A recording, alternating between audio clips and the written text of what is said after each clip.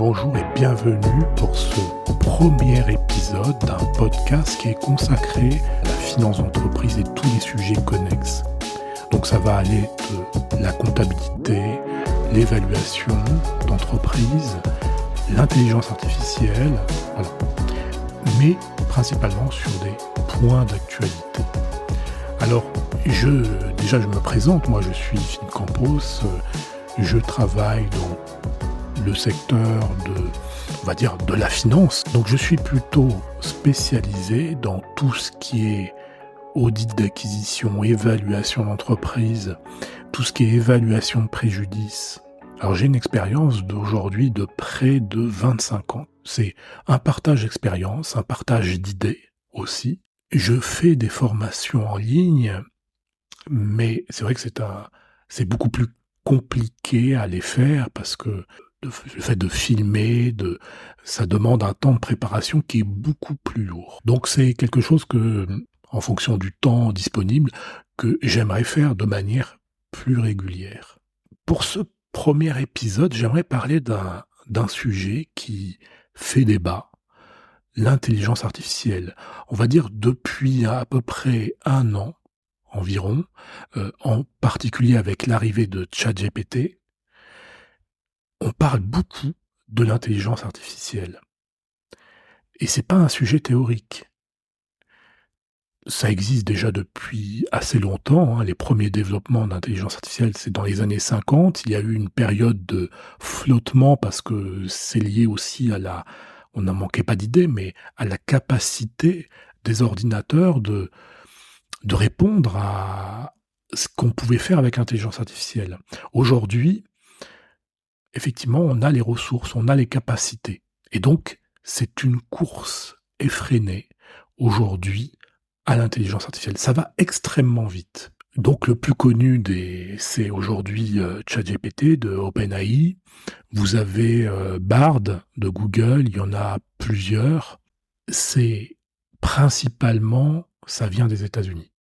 Faut l'avouer, même si c'est fait par des étrangers, ça va aux États-Unis parce que les fonds sont là-bas.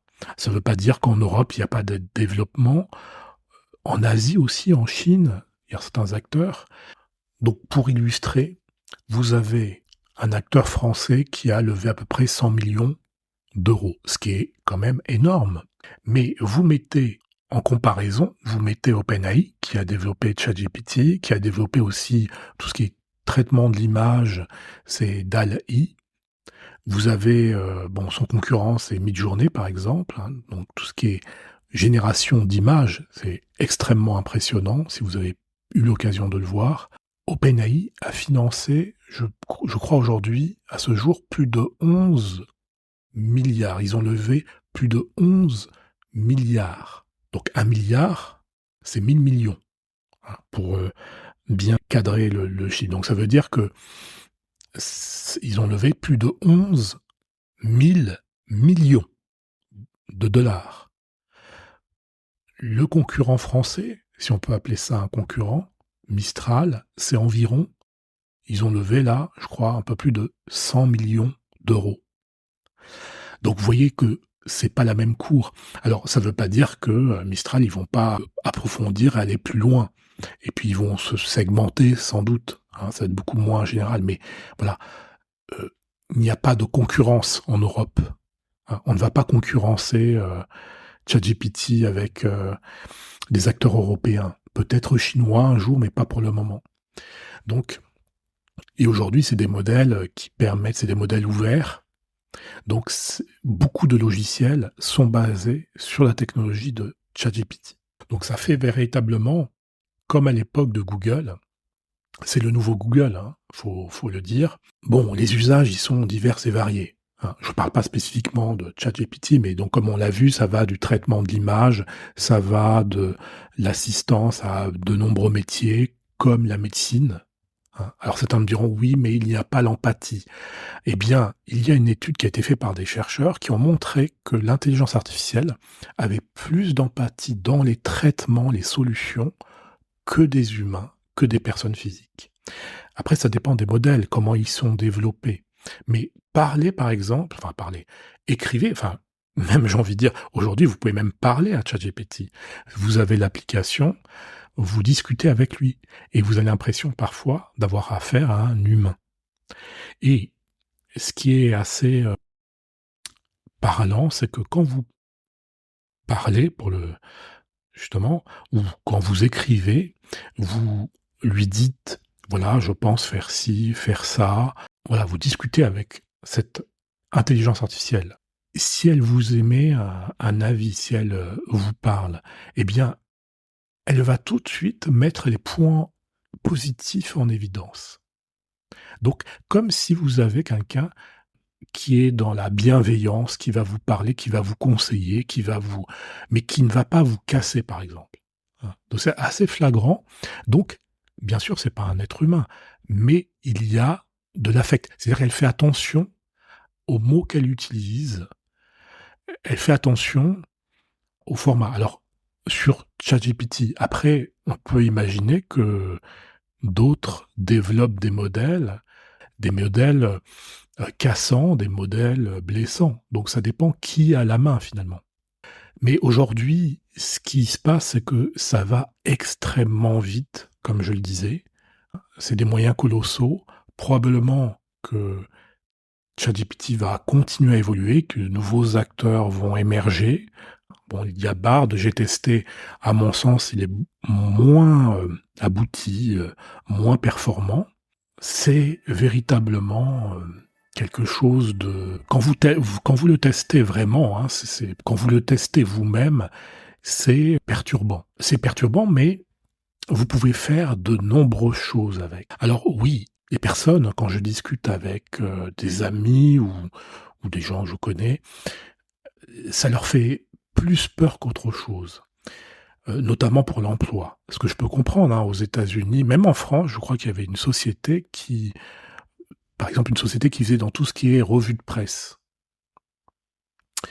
Eh bien, ils ont eu une vague de licenciements très significative parce que ça faisait le travail de ce que des humains faisaient auparavant, donc la machine les remplace. Alors, on remplace partiellement, mais aux États-Unis, dans le domaine de la data, il y a des vagues de licenciements significatifs. Maintenant, par exemple, autre cas, hein, donc sur des métiers où voilà, c'est pas des métiers manuels, il y a des vagues de licenciements significatifs. Chez Amazon, par exemple, aujourd'hui, ils testent des humanoïdes, hein, donc des robots avec des mains et des bras, qui utilisent l'intelligence artificielle pour faire des colis, donc pour, à la place des humains.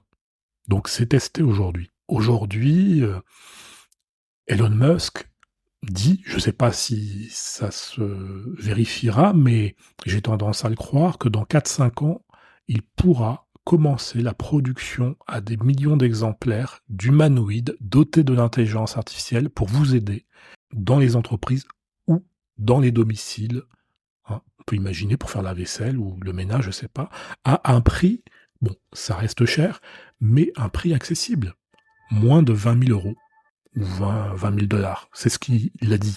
Donc, ça demande l'intelligence artificielle et aussi des capacités diverses et variées. Mais, vous voyez, maintenant, quand on parle de tout ce qui est finance d'entreprise, plus particulièrement, là aussi, bien sûr, il va y avoir des changements.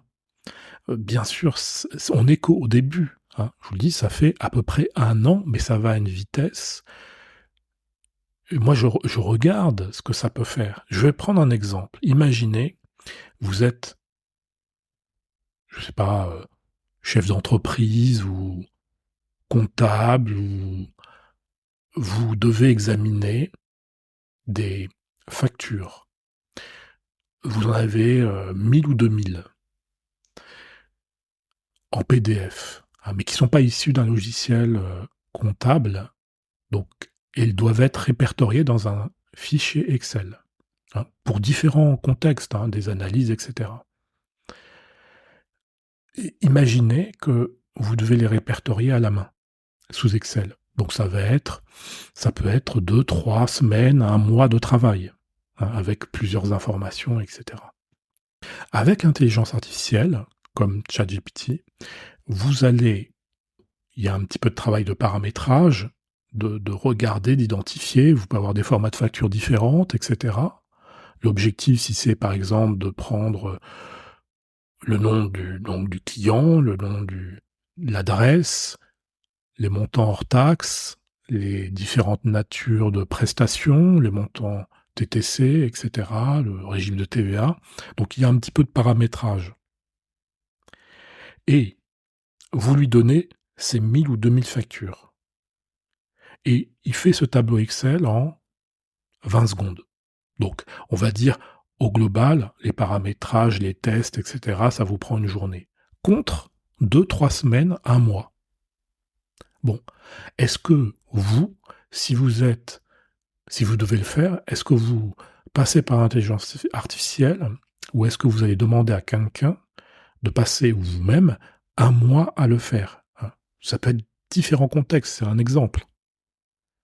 Bon, bah, sauf si ça vous revient excessivement cher, mais si, il suffit de voilà, si ça vous coûte 100 € pour le faire contre, 5 000 €, bah, tout le monde va choisir l'intelligence artificielle. Donc c'est pour ça, aujourd'hui, bien sûr, il y a des gens qui vont vous dire: «C'est pas bien, c'est pas déontologique et cetera, ça va faire perdre des emplois». Ça va faire perdre une catégorie d'emplois, mais sans doute que ça va faire développer de nouveaux emplois, hein. Il y a ça aussi. Dans tous les systèmes, à l'époque avec internet, on disait: «Ça va faire perdre des emplois», hein. Dans les années 98-2000, au début des années 2000, beaucoup de gens critiquaient internet parce qu'on allait perdre de l'emploi. Amazon, effectivement, ben, ça a tué quelques commerces de proximité. C'est voilà, mais ça a généré d'autres emplois. Ça a permis aussi à des gens qui n'avaient pas de visibilité de vendre. Donc, de toute façon, il y a toujours des avantages et des inconvénients dans tout processus, toute innovation. Soit on les combat, mais c'est une cause perdue, soit on essaye effectivement de vivre avec, mais de construire quelque chose qui est durable et qui, avec, on va dire, quelque chose de digne, de fiable.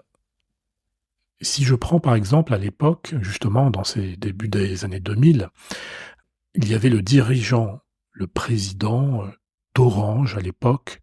Je me souviens plus exactement de son nom à l'époque, mais c'était dans les années 96, 97, 98, au début d'internet. Eh bien, il voulait interdire internet. Et effectivement, il disait: «Oui, ça va supprimer des emplois, ça va faire ci, ça va faire ça». Eh bien, imaginez que si les pouvoirs publics l'avaient écouté. Les autres pays se seraient développés sur cette base-là et en France, on aurait perdu il y aurait eu des grandes pertes de gains de productivité, plein de choses, enfin, ça aurait été catastrophique. Donc si vous voulez, si on écoute, beaucoup de gens, on serait toujours hein, on peut, si les personnes, c'est leur choix de vie, de vivre, avec, voilà, comme on vivait il y a 500 ou 1000 ans, voilà, ça se respecte. Mais voilà, il y a des avantages et des inconvénients dans tout système. Alors en tout cas, là, au cas particulier, mon message, c'est qu'aujourd'hui, voilà, l'intelligence artificielle est là.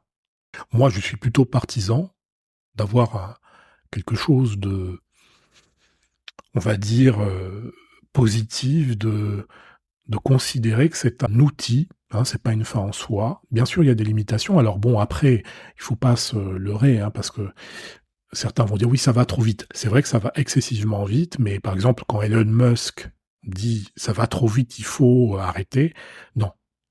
C'est parce que lui, il développe sa propre intelligence artificielle et qu'il est en retard. Bon, il était investisseur il est toujours d'ailleurs, dans OpenAI, mais il n'a pas pu mettre la main dessus. C'était, je pense, probablement son projet initialement, hein. C'est comme, les véhicules Telsa, à la base, c'est pas lui qui a créé. Donc lui, c'est un investisseur et il reprend les business. Il n'a pas pu le faire pour OpenAI. Donc il veut créer son intelligence artificielle, mais il a un temps de retard aujourd'hui. Donc voilà, bon, probablement qu'il va le rattraper, mais voilà, ça va excessivement vite. Il y a des fonds mobilisés qui sont colossaux, hein, je vous ai expliqué tout à l'heure. Dans les usages, je vous ai donné un exemple, mais par exemple, dans les chatbots, ce qu'on appelle les chats, hein, ce que vous avez en bas dans les sites, vous avez, pour échanger avec des prospects ou hein, les entreprises, aujourd'hui, il y a l'intelligence artificielle. Alors ça ne veut pas dire que, bien sûr, on va me dire, oui, mais l'humain, faut pas oublier, bien sûr. Mais, par exemple, vous êtes minuit, enfin, la plupart du temps, les services clients sont fermés. Là, vous avez une intelligence artificielle qui peut vous guider, qui peut, mais pas uniquement vous orienter vers un article. Ils vont discuter avec vous. Je vous donne un cas concret. Par exemple, moi, j'ai investi dans l'immobilier, j'ai des appartements Airbnb. Je suis très réactif quand je gère les appartements Airbnb, mais quand vous avez des voyageurs qui, par exemple, vont chercher le code Wi-Fi à 1 heure du matin, bon, bah, je vais pas leur répondre s'ils m'envoient un message à 1 heure du matin. Je leur répondrai sans doute vers 9 heures, 10 heures le lendemain. Mais je mets à disposition un chat basé sur l'intelligence artificielle et ils peuvent lui poser la question. Je trouve pas le code Wi-Fi, comment on fait?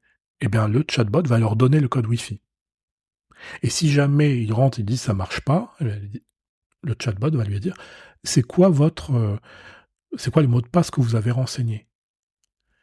Et l'intelligence artificielle va détecter là où il y a une erreur. Voilà. Donc, c'est quand même des usages très pratiques. C'est-à-dire, là, quelqu'un qui va gérer un Airbnb va être très... voilà. Bien sûr, il ne doit pas focaliser sa relation avec les voyageurs sur la base de ce seul outil, mais c'est un élément complémentaire. Là, par exemple, hein, parce que moi, je fais des formations en ligne sur l'évaluation d'entreprise, et donc j'ai une sorte de chat, de messagerie, où les gens peuvent discuter avec une intelligence artificielle. Ils peuvent, dans mes formations, discuter avec moi, mais ils peuvent discuter avec l'intelligence artificielle, c'est-à-dire toutes les questions qu'ils veulent. Hein, donc c'est une intelligence artificielle qui est basée sur le modèle ChatGPT. Comme je vous l'ai dit, c'est un modèle ouvert. Je vais, moi, donner des informations spécifiques pour, si vous voulez, que le modèle s'entraîne. Et l'entraînement, c'est aussi de poser des questions, répondre. Si on voit qu'il répond mal, on va le guider, etc. C'est un apprentissage. Mais c'est un modèle qui va être spécialisé et donc les gens peuvent discuter. Hein. Donc voilà, moi j'ai des participants à mes formations, ils l'utilisent de manière régulière, mais ça n'empêche pas qu'ils peuvent me poser des questions. Alors dans ce modèle-là, ça va évoluer aussi où ils discutent avec l'intelligence artificielle et après ils peuvent, si vous voulez, je peux prendre la main. On peut le développer comme on veut. Hein. Alors, l'autre atout aussi que vous avez dans l'intelligence artificielle, je vous ai évoqué le cas tout à l'heure ou avec les exemples des factures, etc., où on peut traiter des milliers d'informations. Certains vont me dire, oui, mais il faut la programmation. Non. En fait, là, je parle de ce dont je connais, sur ChatGPT, vous avez un outil, en fait, qui permet d'utiliser effectivement un langage informatique, Python, ça s'appelle Python, hein. Et donc, ce langage informatique, donc, c'est pas accessible à quelqu'un qui ne s'est pas formé, etc. Mais là, en fait, vous pouvez l'utiliser en expliquant des termes simples, comme langage naturel. Vous parlez, et lui, il va programmer pour vous. Donc, vous avez, si vous voulez, une capacité à développer un outil sans compétences informatiques. Hein. Ça renvoie aussi à ce qu'on appelle le no-code, qui permet de faire des applications informatiques, des applications dans le cloud, par exemple, très développées, mais simplement sur la base de du langage naturel. Donc ça, vous avez ça sur... il y a plusieurs systèmes, genre à l'esprit par exemple, qui s'appelle Bubble, B-U-2-B-L-E, je crois. Voilà. Donc ça aussi, c'est une forme d'intelligence artificielle.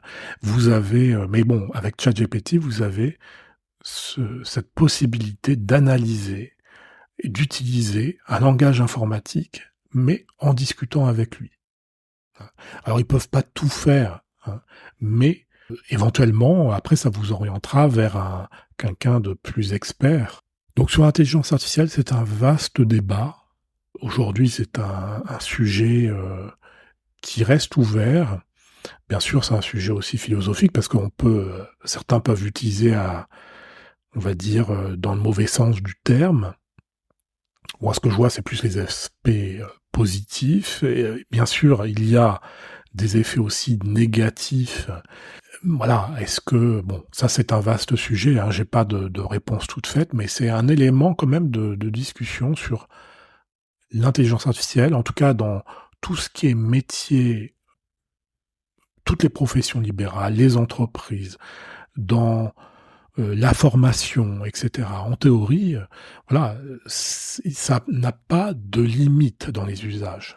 Bien sûr, les gouvernements vont petit à petit, vu que ça va très vite, je pense d'ailleurs, ils suivent pas forcément le rythme. Mais maintenant, bon, il y a tout ce qui est, il y a aussi des sujets de préoccupation, la confidentialité des données. Donc on peut pas l'utiliser n'importe comment, notamment si vous êtes dans une profession libérale. Là, par exemple, dans tout ce qui est l'outil dont je vous ai parlé, propulsé par l'intelligence artificielle avec ChatGPT, mais dédié à l'évaluation d'entreprise, eh bien, je précise bien que l'information n'est pas confidentielle, puisque l'humain peut vérifier les informations, et donc, voilà, c'est des informations, enfin, moi, l'outil, c'est dans un objectif de pédagogie, en support des formations, d'avoir finalement ça, tout le contenu de l'information est regroupé dans une intelligence artificielle, et on va discuter avec cette intelligence artificielle, qui a ses limites, parce que, notamment quand moi j'ai fait des tests, on fait des tests, et bon, des fois il y a des erreurs, mais on les corrige petit à petit. Mais comme ChatGPT, ou toutes les intelligences artificielles, par exemple, vous allez lui demander, tiens, une société cotée dans tel secteur, essaye d'identifier les sociétés de cotées de tel secteur. Bon, il va vous donner des sociétés cotées qui n'existent pas, enfin, qui ne sont pas cotées. Voilà. Et quand on vous dit, mais t'es sûr de ta information? Ah non, j'ai fait une erreur. Vous voyez. Donc, l'intelligence artificielle aujourd'hui, elle est faillible. C'est un outil, mais c'est pas une fin. Par exemple, aux États-Unis, j'ai vu une histoire de quelqu'un qui a fait, un avocat, qui a fait sa plaidoirie basée sur l'intelligence artificielle. Et l'intelligence artificielle lui a donné des cas, des jurisprudences qui n'existaient pas. Donc, il faut faire extrêmement attention. Donc, peut-être que ça peut être pour l'avocat un outil de recherche, un premier outil, mais après, il doit, lui, regarder sur la base de données fiables, de bases fiables. Je vous donne un autre exemple, parce que l'outil que j'utilise pour mes élèves, mes participants à l'évaluation d'entreprise, donc sur l'intelligence artificielle basée sur l'évaluation, enfin, sur ChatGPT pour l'évaluation, qui est entraîné spécifiquement pour ça, je l'ai fait aussi pour tout ce qui concerne la fiscalité des meublés. Parce que j'ai une formation là-dessus, et j'ai fait le test. Le modèle est basé sur ChatGPT, mais il est entraîné avec tout ce qui est les bulletins officiels d'administration, etc. Ça doit encore progresser, mais si vous voulez, par exemple, je vais demander une question à ChatGPT sur un point qui permet d'optimiser la fiscalité. C'est pas du tout de la fraude fiscale, c'est est-ce qu'on fait plutôt ce choix-là ou ce choix-là? Est-ce que ce choix-là est fiscalement plus intéressant? Est-ce que, par exemple, je vais mettre en LMP ou LMNP ou à l'IS? Et en fait, son ChatGPT, bon, il répond à côté de la plaque et en plus il dit: «Faut pas frauder, l'administration, c'est interdit». Mais jamais je lui ai jamais demandé de frauder ou quoi que ce soit. Donc, dans la question, il se trompait. Il n'avait pas bien compris la nuance entre l'optimisation fiscale et la fraude fiscale. Pour lui, il confond. Donc, c'est-à-dire que le modèle, il n'est pas suffisamment entraîné sur ces questions-là. Et il savait pas aussi me donner des références. Alors que dans le modèle que justement, moi, c'est quelque chose uniquement, c'est pas du tout pour substituer à un expert comptable ou à un avocat fiscaliste. C'est dans le cadre de la formation pour des gens qui ont investi dans l'immobilier, qui veulent connaître la fiscalité, et eh bien, ils peuvent échanger avec une intelligence artificielle. Et là, eh bien, dans la solution que j'ai entraînée, elle peut effectivement faire référence à des bulletins officiels, etc. Mais elle ne s'engage pas. Rien ne remplacera l'avis d'un conseil, hein. Donc, c'est un outil. C'est un outil et c'est pas une fin en soi. D'ailleurs, aujourd'hui, pour ceux que ça intéresse, il y a ChatGPT. On peut développer des ChatGPT aussi, un peu comme ce que je vous ai expliqué, mais entraînés avec vos propres données, hein. Bon, faut avoir un abonnement plus de ChatGPT, c'est-à-dire pas la version gratuite, pour pouvoir faire ça. Et donc on peut créer, là par exemple, moi j'ai créé, il n'est pas complètement finalisé, mais un ChatGPT entraîné pour le coût du capital. Donc par exemple, quelqu'un va demander quel est le bêta de tel secteur en février 2023, il va le donner. Là, est-ce que tu me conseilles est-ce qu'il faut mieux appliquer une prime de risque pays si je dois évaluer une société dans telle zone géographique, hein. Il va discuter, c'est pour orienter, mais bien sûr là ça s'adressera, enfin ça s'adresse plus à soit des gens qui sont en formation, des débutants, pour guider, mais c'est pas une fin en soi, parce que par exemple, hein, comme je vous ai dit, dans les modèles que j'ai fait moi-même, c'est on voit quand les personnes posent les questions, mais qui est pas suffisamment précise, eh bien, l'intelligence artificielle va pas forcément comprendre. Enfin, elle va comprendre à sa façon, à sa sauce. Et en réalité, il va répondre, mais parce que la personne, un peu à côté de la plaque, mais parce que la personne a mal posé la question. Alors que moi, en tant que professionnel, bah, je vais pas bien comprendre la question, donc je vais demander de reformuler la question, hein, et on va y venir. Et là, l'intelligence artificielle, bon, ça dépend des modèles. Il y a ChatGPT 3.5. Moi, c'est le modèle que j'utilise dans mes applications. Il y a le ChatGPT 4 qui est beaucoup plus développé. Donc là, à un moment donné, je vais peut-être passer aussi à ça. Dans mes usages, moi, j'utilise ChatGPT 4 par contre. Et donc là, il y a en plus ChatGPT 4 Turbo. Et on va arriver sans doute prochainement à ChatGPT 5. Hein. Et donc plus ça va aller, plus finalement le système va être entraîné, être de plus en plus précis et être en mesure de même finalement il le fait déjà, mais peut-être pas assez de manière aboutie, hein, voilà. Mais tout ça pour dire qu'aujourd'hui, hein, parce que bon là ça fait déjà pas mal de temps, le podcast a duré pas mal de temps. Bon, tout ça pour dire que aujourd'hui, c'est une véritable révolution qui est en train de se passer. Peut-être qu'en Europe, on s'en rend peut-être moins compte, mais je sais que, par exemple, aux États-Unis aujourd'hui, quasiment enfin, j'allais dire tous les logiciels, non, c'est pas vrai, mais il y a de l'intelligence artificielle à toutes les sauces. Si vous regardez tout ce qui est logiciel, application, etc., aujourd'hui, partout, il y a de l'intelligence artificielle quasiment. Voilà. Et bon, en Europe, on est très très en retard. Là, je vois par exemple une société que je connais qui est dans tout ce qui est Airbnb. Bon, ils n'ont pas mis en place cette intelligence artificielle. Ils en ont conscience, c'est important, mais ne l'ont pas mis en place.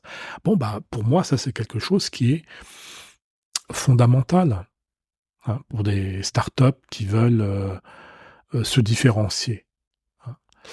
Par exemple, là, pour le son, pour ce podcast, donc j'enregistre, bon, il y a des bruits de fond, etc. Eh bien, qui va après traiter le son pour enlever les bruits de la rue ou voilà. Eh bien, c'est l'intelligence artificielle. J'ai un logiciel qui est aujourd'hui existe avec l'intelligence artificielle. Oui, j'ai pas besoin d'un spécialiste du son qui va me prendre 500 € pour traiter 30 minutes à 45 minutes. Hein. J'ai un logiciel qui fait très bien le travail. Enfin, j'en ai même 2. Et à chaque fois, bah, c'est des logiciels américains. Aujourd'hui, en réalité, je me rends compte que malheureusement, malheureusement, mais c'est historique, l'Europe a un train de retard. Après, certains vont pas aimer, hein, vont dire oui, mais l'intelligence artificielle, faut pas le mettre comme ça à toutes ses sauces. Vous verrez que dans quelques années, hein, allez, on va dire dans 4-5 ans, on va être inondé par l'intelligence artificielle.